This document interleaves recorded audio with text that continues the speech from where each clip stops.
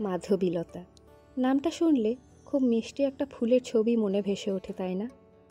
কিন্তু আজকে যেই মাধবীলতার কথা বলছি সে কিন্তু কোনো ফুল নয়, সে হলো মাধবীলতা মিত্র, বিপ্লবের আরেক নাম। প্রখ্যাত সাহিত্যিক সমরেশ মজুমদারের কালোজয়ী উপন্যাস কালবেলার মাধবীলতা। গপমীরের ঠেকের দৌলতে যারা উপন্যাসটা পড়েনি তাদের কাছে ওই এক অতি পরিচিত নাম হয়ে উঠেছে। আচ্ছা, তোমরা বলতে পারো একটা মানুষকে ঠিক কতখানি ভালোবাসতে পারলে চরম নিঃস্বার্থ হওয়া যায়, হয়ে ওঠা যায় বিদ্রোহী, নিজের সমস্ত সুখ সমস্ত নিরাপত্তাকে ভুলে গিয়ে সেই ভালোবাসার মানুষটার জন্য এক লহমায় পথে নেমে আসা যায়, সহ্য করা যায় চরম অপমান। সে পৃথিবীর কাউকে কেয়ার করে না, অথচ একটুও উদ্ধত নয়।